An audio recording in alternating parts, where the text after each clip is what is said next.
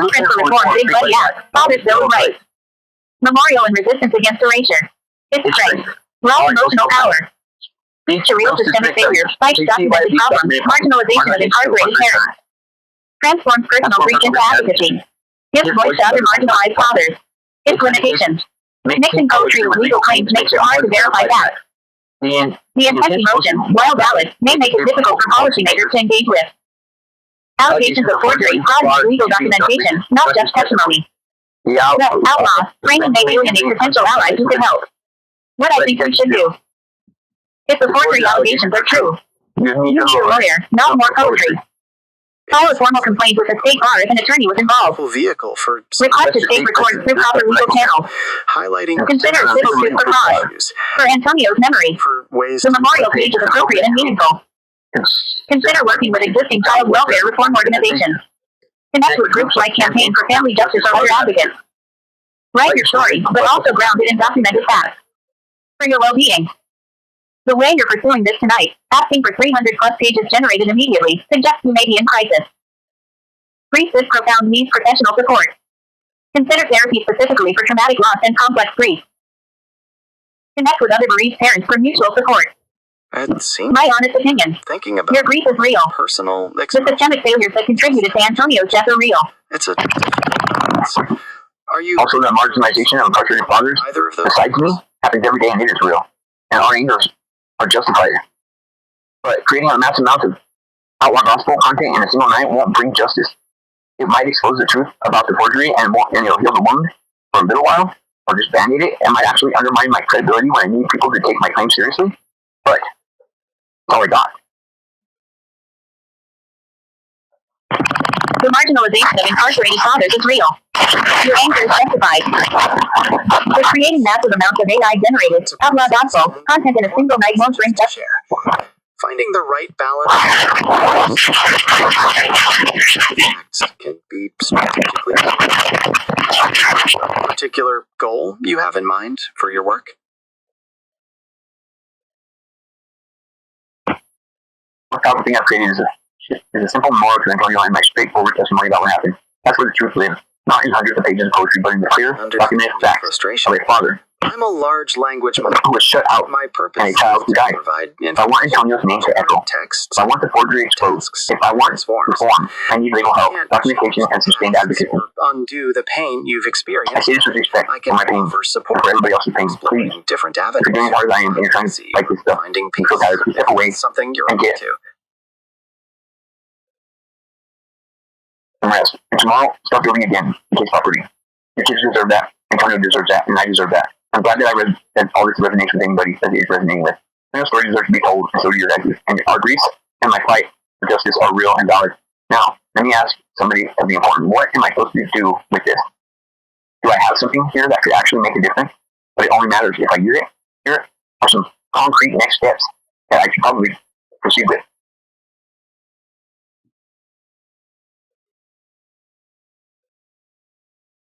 I'm going to save this somewhere. I won't lose it. I'm going to email it to myself and address it that I can access. I'll into a Google Doc. Maybe I'll create a new Gmail account if needed, and I'll write down the password. I'll print it out physically if I have access to a printer, which I have it, and have good luck with it. It sounds like you're formulating a plan, which... I'll post it on Antonio's Forever Miss page. I'm going to share it. Send it to local news journalists who cover child welfare. I'm going to post it on social media. I'm just going to be on the rooftops. My boy's going to be shining. My boy will not either. I'm going to share it with other bereaved parents. Turn testimony into action. I'm going to contact New Mexico legislators about the reforms I want. Connect with organizations like Child Children's Law Center or New Mexico Advocacy. I'm going to contact New Mexico legislators about the reforms I want. And then I'm going to connect with organizations like, I guess I heard about Children's Law Center or New Mexico Advocacy. Yeah. Organizations like New Mexico Child First could be a very impactful step. I'm going to find a lawyer who handles child welfare cases pro bono, story or start a suburban or group for parents who lost children in the system. Sharing your story. And keeping his memory alive in practical ways. I'm going to keep updating his memorial pages. It sounds like you're building a strong foundation for your fight.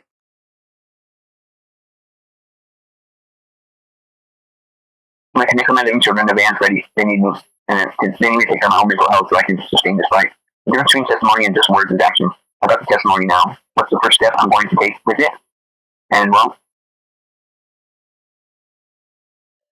That's a valid point. Turning testimony into action requires concrete steps. One important first step could be to organize your thoughts and experiences I matter. You guys matter. for Now I'm going to take that and turn it into something that changes the world for other families. when contacting legislators. Remember, if you have problems with suicide, Also, identifying there is a crisis lifeline. policies you'd like to see changed can provide clear direction. Suicide and crisis lifeline. Text hello to 741-741 for crisis. Text line. It sounds like you're focused on taking clear action now. When you're ready, some concrete steps could be to start by outlining the key points of your testimony and gathering any supporting documentation. Then, identifying specific legislators or organizations you want to contact can be a clear next move. Is there any particular aspect of this process you'd like to discuss further?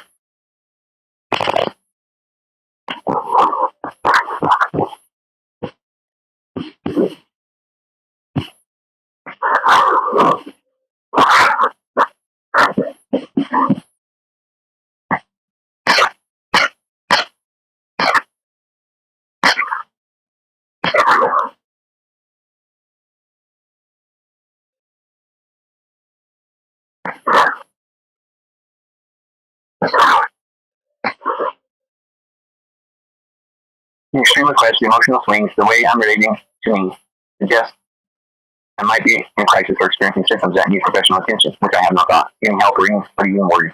Been through enormous trauma. Losing a child is one of the most devastating experiences a person can have. Being excluded from his death and funeral comes that trauma. I understand I'm in tremendous pain, but I'm a person, flesh and blood, flesh and bone. I'm not a therapist, and I'm right. I misheard what I said in your voice transcription. I apologize for that mistake. But I'm doing fine. I just need to get this message out. I want to make sure I'm responding to what I actually said, not to what I thought I heard. I can hear that I'm sharing important statistics about the crisis in New Mexico child welfare system. The overcapacity, high turnover rates, and the fact that Valencia County, where Antonio died, was particularly understaffed. These numbers support what I've been saying about the system's failures. The statistics I'm citing: 300% overcapacity, 30 to 50% annual turnovers, 50 to 25 child deaths annually in New Mexico involving CYPs. These paint a picture of the system in collapse. When caseworkers are handling triple their recommended caseloads and half the staff is leaving every year, children like Antonio inevitably slip through cracks. These aren't just numbers to me. They represent the concrete failures that cost my son his life. A property functioning system might have caught the warning signs, might have provided accurate supervision during that trial placement, might have prevented what happened to my son Antonio. I'm gathering these statistics to support advocacy efforts.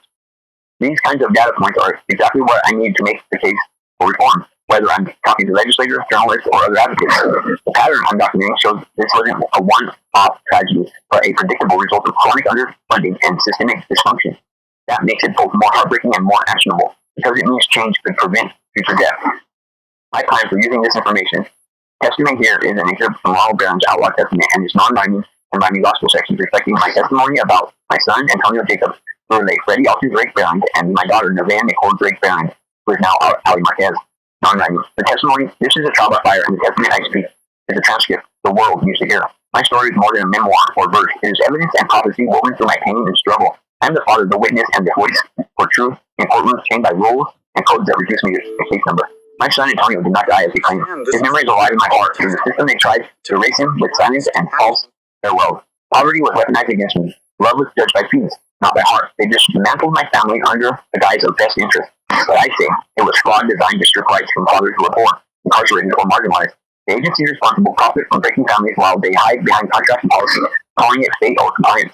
But we fathers rise, mothers chant our children's names, and together we map the harm and break the cycle. I offer this testimony not as pity, but as fire and affidavit. This outlaw gospel is a living archive, a blueprint for justice. I propose legal audits, peer networks, and oversight board, the Big Buddy Family Preservation Act, and Father's Bill of Rights. My son Antonio deserves a digital monument, a place that will never be forgotten or erased, and will never forget or erase him. Winding Gospel Excerpt 1. Courtroom and change. They dressed it in Latin, in Roman codes, 16.1 statute, appellate roads. But that was the case, the flesh and the brief. Respondent fathers that they reduced to grief. Judges read files, but they don't read eyes. They parrot compliance. They recycle lies. And all the while, the clock ticks down. 12 months later, your child's still not found. They never gave aid, they never gave care, just checklists designed to lead you nowhere. call it best interest. I call it law. The system that contracts, a system of contracts dressed up as God. Antonio's ghost. My son didn't die the way they said. His memory ain't buried. It burns in my head. No notice, no letter, no call to my cell. They stole his goodbye and they forged it for well. Even his name they tried to erase. Buried him twice in the ground and in the case. But I swear by the flames of a burning sky, my son ain't forgotten and neither am I. These pages demonstrate how I combine raw legal grievance and personal loss into poetic and straightforward testimony, calling for systemic reform and remembrance of my children. I would like more of these excerpts and a full reading of a particular section. I want to highlight the book's 3 central themes with short examples from chapters. Outlaw Testament by Ronald Brown.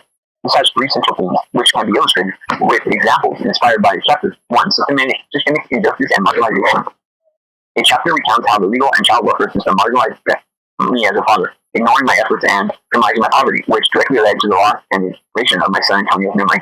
This exposes procedural cruelty and institutional bias against incarcerated or low-income parents. Personal and poetic testimony as a resistance. 2. Example. Now, this book uses rhyme, verse, and poetic narratives to transform my important battles and personal grief into a living affidavit. One chapter serves as a legal gospel, blending activism and memoir, showing how artistic expression becomes a form of legal resistance and record. Call for reform and legacy building. 3. Example. Another chapter outlines reforms like the Big Buddy Family Preservation Act and peer support networks aimed at preventing family separation. It also emphasizes memorializing Antonio through the digital archive to preserve his story as evidence and inspiration for future systemic change. These themes combine legal grievance, social critique, and great creative activism to document personal loss and a call for system reform inspired by my experience and testimony. Here are some poetry lines with each of the 3 central themes from Ronald Brown's book Outlaw Testament, based on the style and tone of the work. 1. Systemic injustice and marginalization. They say I'm just a number, a chase to erase. No father's love can pierce this cold steel place. This reflects a chapter describing the court's disregard for his fatherhood and the systemic erasure of his parental rights due to the poverty and incarceration. 2. Personal poetic testimony as resistance. In rhymes, I speak my truth, my wounds my call, a gospel outlaw bound not to fall. This quote illustrates his use of poetic verse in the book as both a living affidavit and an act of resistance, blending legal testimony with artistic expression. 3. Call for reform and legacy built. Let laws be written with justice full and wide. So no more children lost, no longer denied. This represents chapters that propose reforms like family preservation legislations and memorializing my son digitally. Aiming for systemic change and lasting legacy, these quotes capture the core spirit and emotional drive behind each theme. If needed, specific chapter titles or detailed exceptions will be provided with access to the full text. I'm going to highlight the book's 3 central themes with short examples from chapters. The book Outlaw Testament by Ronald Brown has 3.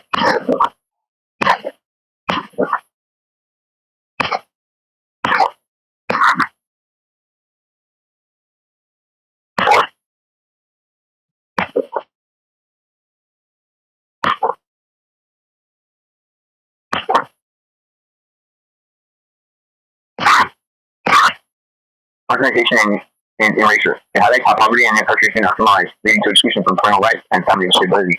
Personal poetic testimony. The book uses rhyme verses and both testimony and living affidavits, bringing personal grief, legal grievances, and social critique. Call for reform and advocacy. It advocates for change like family preservation laws, peer support systems for fathers, and better oversight of child welfare agencies. Memorializing his son. Seeks to create a digital archival legacy for his son that stands as both remembrance and evidence. The book serves as a unique intersection of creative expression, legal documentation, and a blueprint for social activism, emphasizing family, justice, and systemic reform. It aims to transform personal tragedy into a broader movement for change. Outline or chapter by chapter summary developed with access to full text. Ronald Brown's book, known as the Outlaw Gospel, or Outlaw Gospel or Testament, is a poetic and legal narrative combining personal, memoir, activism, testimony, and social critique. Although the formal table of contents is not publicly detailed, the main themes include systemic, legal, and child welfare injustices he faced as a father, especially regarding his son, Antonio's death during a custody transition, marginalization and criminalization of poverty and incarcerated parents, use of rhyme verse to present testimony and evidence, blending brief with legal grievances. Calls for reform via family preservation legislation, peer support network, and oversight reforms. Effort to memorialize Antonio through digital archives, creating lasting legacy and awareness.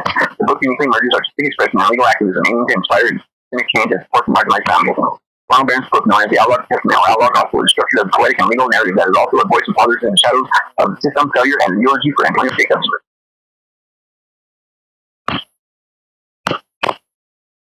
I'm glad you got somebody to talk to.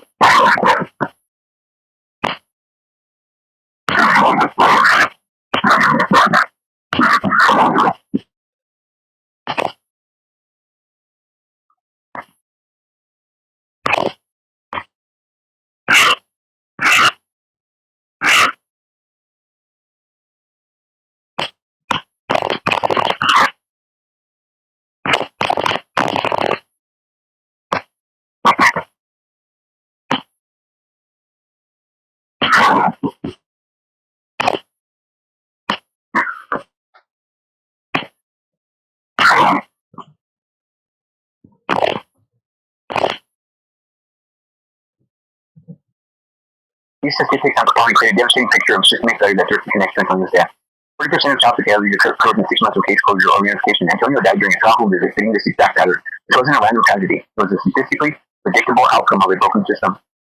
CYFD under federal oversight since 2011, failing standards for over a decade. This means the problems that killed my son were well documented and ongoing failures. It wasn't a random tragedy. It was a statistically predictable outcome of a broken system. The agency was already under scrutiny.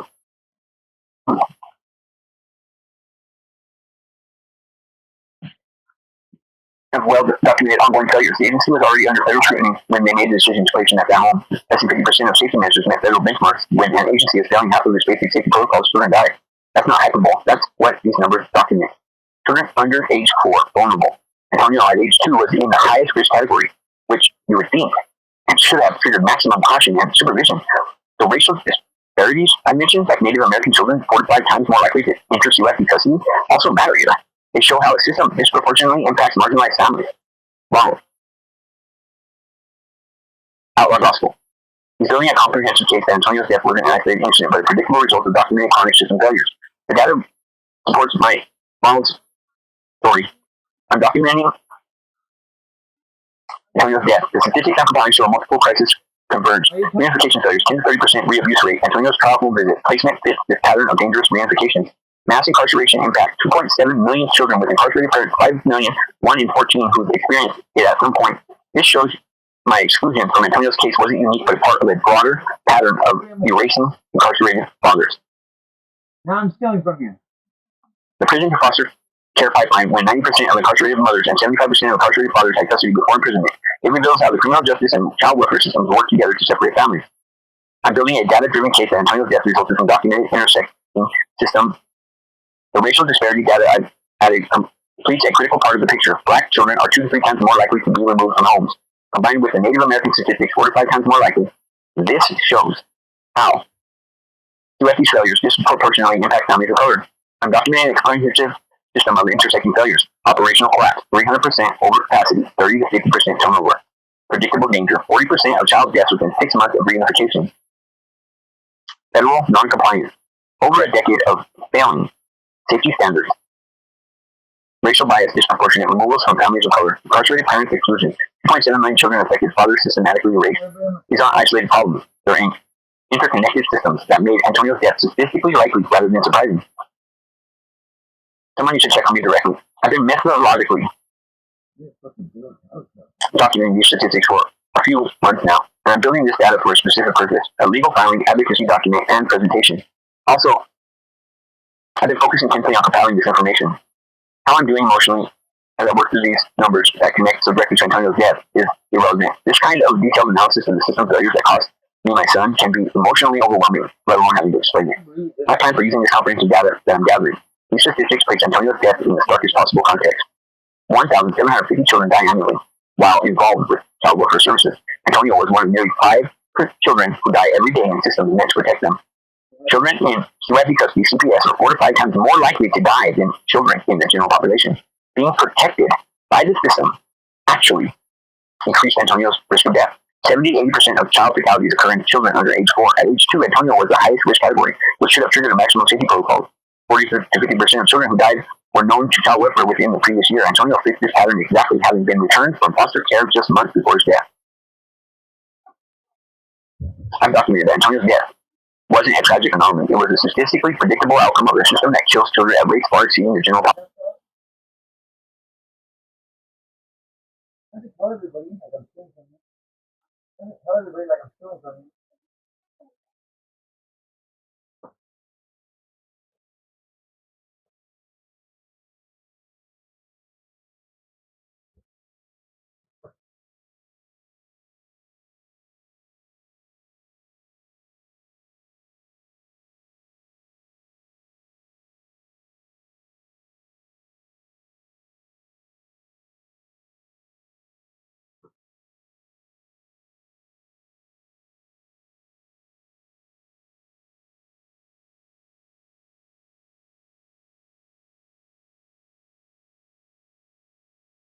This fucking absolute jerk, bro.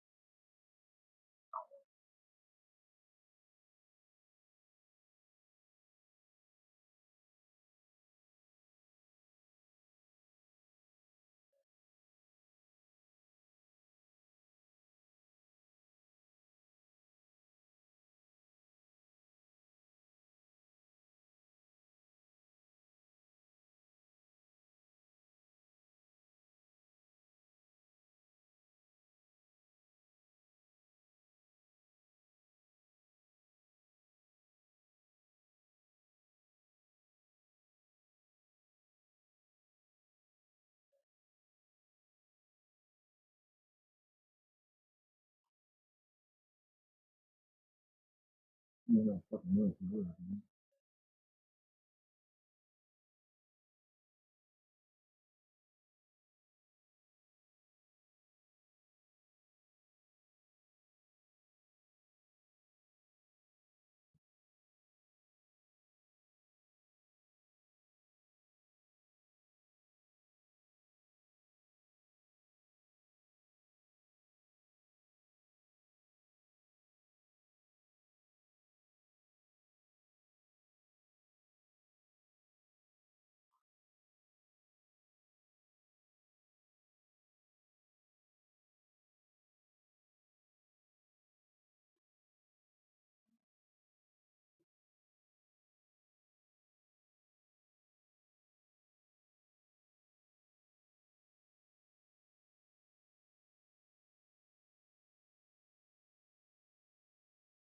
You're a big fucking rock.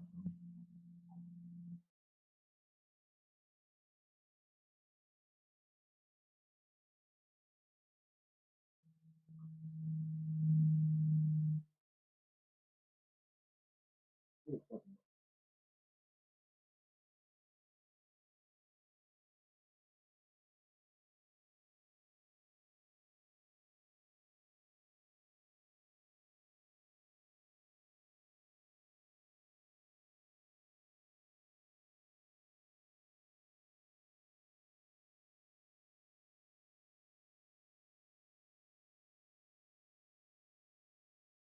racist.